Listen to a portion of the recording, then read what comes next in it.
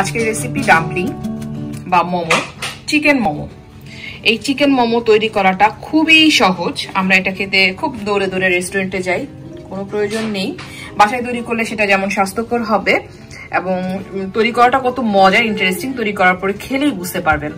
আর আমি এখানে 3 রকমের ভাত সহ ডাম্পলিং আজকে দেখিয়ে দিব, সাথে ডিপটা সহ একটা সস তৈরি করে দেখিয়ে দিব, ডাম্পলিং সস। সো আর দেরি কেন, চলে যাচ্ছি চটপট ডাম্পলিং তৈরির ইজি রেসিপিতে। চিকেন মোমো বা ডাম্পলিং তৈরি করার জন্য এখানে আমি ময়দা নিয়ে নিয়েছি 2 কাপ। আর এখানে লবণ দিব, একটু কম লবণ দিতে হবে, 1/2 চা চামচ লবণ দিয়েছি, কারণ এটার ভিতরের ফিলিংটা যেহেতু লবণ দেওয়া হবে, সো এটা একটু কম লবণই দিতে হবে। এটাকে একটু ভালো করে মেখে একটা গোলা তৈরি করতে হবে এবং সেক্ষেত্রে কুসুম গরম পানি ইউজ করতে হবে। একদম ঠান্ডা পানি বা একদম গরম পানি ব্যবহার করা ঠিক হবে না। সো একটু একটু করে পানি দিয়ে দিয়ে একটি পারফেক্ট ডো তৈরি করতে হবে। এরকম সফট একটা ডো তৈরি হয়ে যাওয়ার পর এটার মধ্যে একটুখানি 1 চা চামচের মতো সাদা তেল দিয়ে এটাকে ভালো করে মেখে এটাকে রেখে দিতে হবে ঢেকে 20 থেকে 30 মিনিটের মতো। এখানে আমি চিকেন অর্থাৎ মুরগির, ফার্মের মুরগির বুকের মাংস, 2টা বুকের মাংসকে ভালো করে ব্লেন্ডারে ব্লেন্ড করে নিয়েছি, অথবা আপনারা পাটায় পিষেও নিতে পারেন অথবা চপ করেও নিতে পারেন। আর যে মশলাগুলো এটার সাথে আমি অ্যাড করব সেটা হচ্ছে আদা বাটা, রসুন বাটা 1/2 চা চামচ করে, আমি খুব সামান্য একটুখানি গাজর গ্রেট করে নিয়েছি, মোমোটা দেখতেও কালারফুল হয় আর একটু সবজিও খাওয়া হলো বাচ্চাদের। আর এটা গাজরটা আপনারা স্কিপ করতে পারেন, অনেকে গাজরের সাথে বাঁধাকপিও দিতে পারেন। আর এখানে নিয়ে নিয়েছি আমি পেঁয়াজ কুচি করে নিয়ে নিয়েছি 2 টেবিল চামচ, গোলমরিচের গুঁড়া নিয়েছি 1/2 চা চামচ, লবণ 1/2 চা চামচ, আর কাঁচা মরিচ কুচি নিয়েছি এখানে আমি 1 চা চামচ। আর দিব এখানে আমি একটুখানি সয়া সস,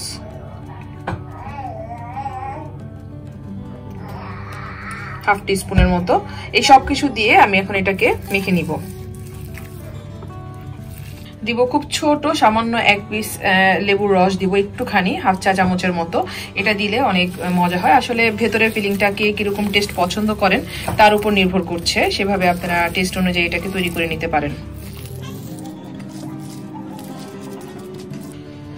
চিকেনটা খুব ভালো করে মাখা হয়ে যাওয়ার পর এটাকে আমরা ম্যারিনেট করার জন্য রেখে দিব 10 থেকে 15 মিনিটের মতো।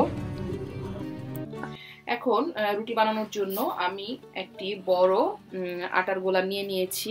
এখন এটাকে আমি একটা বড় করে রুটি বানাবো, রুটিটা একটু পাতলা হবে। সো রুটিটাকে এখন আমি বেলে নিচ্ছি। বড় একটা রুটি বেলে নেওয়ার পর যেটা করতে হবে, এরকম একটি কাটার, আমার একটা কাটার আছে, ওটা দিয়ে আমি এগুলোকে কেটে নিব, তাতে করে সবগুলো ডাম্পলিং একই সমানের হবে।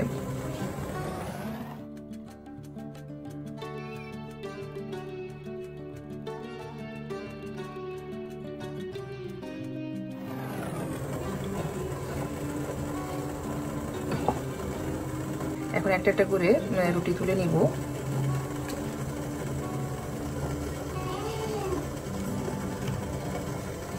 আমি একটা ডাম্পলিং খুব কাছ থেকে করে দেখিয়ে দিচ্ছি। এটার মধ্যে স্পুন দিয়ে একটুখানি পুর দিয়ে দিতে হবে প্রয়োজন মতো, দিয়ে এটাকে একটা জায়গায় রেখে একটা মাথা এভাবে একটু উঁচু করে ধরে তার সাথে কুচি দিয়ে যেভাবে দেওয়া হয় সেভাবে কাপড়ের কুচি দেওয়ার মতো এটাকে ভাঁজ করে করে ঘুরাতে হবে।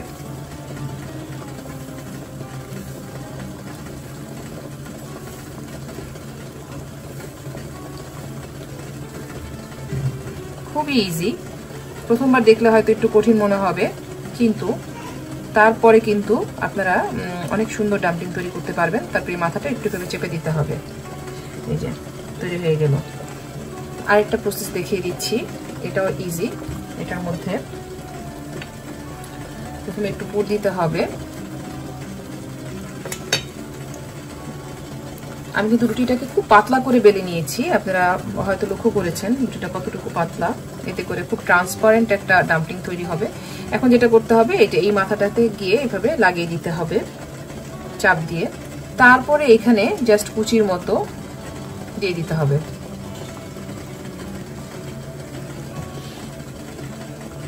এই তো, পানি দেওয়ার কোনোই দরকার নেই, কারণ হচ্ছে ময়দাটা এমনিতেই অনেক সফট, এটা এমনিতেই লেগে থাকবে, তবে এনশিওর করবেন যেন ভালো করে লেগে যায়। এই যে আরেকটা ডাম্পলিং তৈরি হয়ে গেল। আর এখন যে ইজি ডাম্পলিংটা দেখাবো সেটা একেবারেই ইজি, যারা কোনো ভাজি পারবেন না তাদের জন্য। এটা জাস্ট এখানে মিডলে দিতে হবে, সবগুলো মাথা একসাথে করে জাস্ট চাঁদের মতো এভাবে লাগিয়ে ভাঁজ দিয়ে দিতে হবে। তারপরে যেটা করতে হবে, এটাকে ঘুরিয়ে এনে এক মাথার সাথে আরেক মাথা লাগিয়ে দিতে হবে। এটা হচ্ছে সবচেয়ে ইজি ডাম্পলিং, এটা যে কেউ তৈরি করতে পারে। সো এই 3 রকমের ডাম্পলিং আমি এখানে তৈরি করেছি, আমি দেখিয়ে দিচ্ছি। আমার 3 রকমের মোমো বানানো হয়ে গেছে। এখন আমি এগুলোকে স্টিম করতে চলে যাব। 3টা ভাঁজ আমি দেখিয়েছি। আপনারা ইচ্ছা করলে বড় রুটি না বেলে ছোট ছোট রুটি বেলেও এটা তৈরি করে নিতে পারেন, যার যেভাবে সহজ মনে হয় কাজটা। আমি 2টা পদ্ধতিতেই স্টিম করা দেখাবো। এর জন্য আমি একটি পাতিলে মানে চুলায় রাইস কুকারের পটটা বসিয়ে দিয়েছি। রাইস কুকারের সাথে এরকম একটা স্ট্যান্ড আসে, অথবা আপনাদের যদি কোনো মোমোর স্ট্যান্ড থাকে এরকম ফুটা, সেটা বসিয়ে দিতে পারেন। এটাতে আমি কিছু মোমো দিব এবং আমি আরেকটি চুলার মধ্যে, এই যে আমি এখানে যাদের এই স্ট্যান্ডটা থাকবে না তারা যেন ইজিলি এটা করতে পারেন তার জন্য আমি একটি পাতিলের মধ্যে ফয়েল পেপার ডাবল করে নিয়ে সেটাকে জাস্ট চারদিক দিয়ে খুব ভালো করে আটকে দিয়ে তারপরে ফুটো করে নিয়েছি। একটু বড় বড় ফুটো আপনারা দেখতে পাচ্ছেন এটাকে কিভাবে করেছি। এটাকে ভালো করে পানিটা ফুটে উঠেছে এবং দুটোর মধ্যে আমি তেল ব্রাশ করে নিয়েছি। এখন আমি দুটোর মধ্যে মোমোগুলো দিয়ে দিব। সাবধানে দিতে হবে এবং একটু দূরে দূরে দিতে হবে, কারণ একটু মোমোগুলো একটু ফুলবে। সো একটু সাবধানে আস্তে আস্তে দিতে হবে এবং দূরে দূরে দিতে হবে।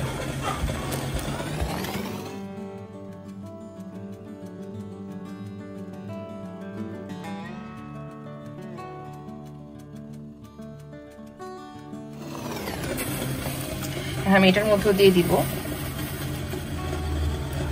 একটু ফুটোগুলার কাছাকাছি দেওয়ার চেষ্টা করতে হবে, তাহলে বাষ্পটা ভালো করে মোমোর মধ্যে যাবে এবং এটা সহজে সেদ্ধ হবে। এবং একটু দূরে দূরেই দিতে হবে এখানেও। এটা অবশ্যই এখন ঢেকে দিতে হবে।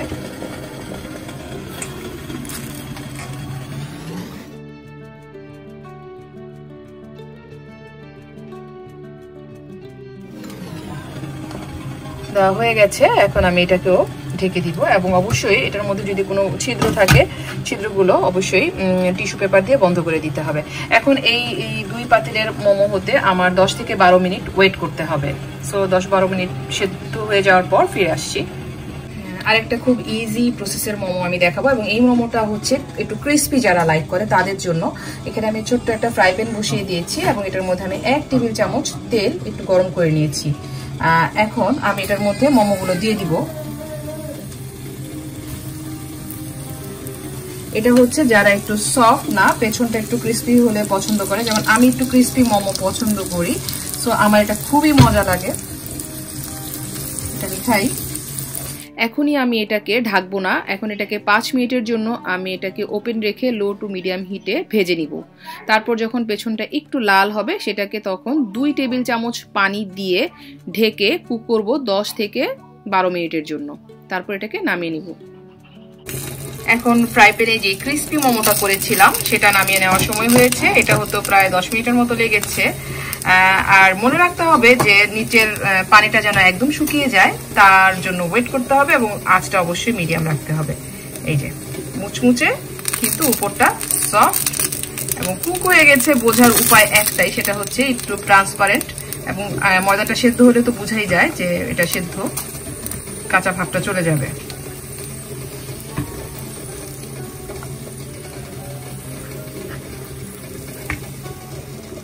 বা মোমোগুলো খাওয়ার জন্য আমি একটা ডাম্পলিং সস, খুব ইজি একটি ডাম্পলিং সস এখন তৈরি করে দেখাবো। তার জন্য আমি এখানে সয়া সস নিয়ে নিয়েছি 1/2 কাপ, আর 1/2 কাপ পানিও নিয়ে নিয়েছি, অর্থাৎ সম পরিমাণ সয়া সস এবং পানি নিয়ে নিতে হবে। 1/2 কাপ মিলিয়ে 1 কাপ। আর যা যা অ্যাড করব তা হচ্ছে এখানে আমি ভিনেগার নিয়ে নিয়েছি 2 চা চামচ, আর দিব কিছু ইনগ্রিডিয়েন্টস। এখানে ধনেপাতা কুচি, কাঁচামরিচ কুচি, আদা কুচি, সবকিছু 1/2 চা চামচ করে আছে।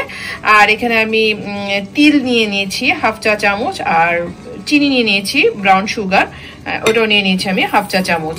এখানে লবণ দেওয়ার কোনো প্রয়োজন নেই, যেহেতু সয়া সসে প্রচুর পরিমাণে লবণ থাকে, সো আমরা এখানে কোনো লবণ দিব না। এটা হচ্ছে সবচেয়ে ইজি ডাম্পলিং সস বাসায় তৈরি করে খাওয়ার জন্য, এবং এটা খুবই মজা ডাম্পলিং খাওয়ার জন্য। তো আমরা টমেটো সস বা চিলি সস যে কোনো কিছু ইউজ করতে পারি, তবে যদি এই ডাম্পলিং সসটা তৈরি করে নেওয়া যায় তাহলে এটা অনেক বেশি মজা লাগে। সো তৈরি হয়ে গেল মজার ডাম্পলিং বা মোমো, যেটা খেতে আমরা রেস্টুরেন্টে দৌড়াই, কোনো প্রয়োজন নেই আর রেস্টুরেন্টে যাওয়ার। এই যেটা হচ্ছে সেই মুচমুচে ডাম্পলিংটা, এটা যে কি মজা, এটা আমি একটু টেস্ট করে আপনাদেরকে বলছি। এই যে ভেতরটা দেখেন কি সুন্দর হয়েছে,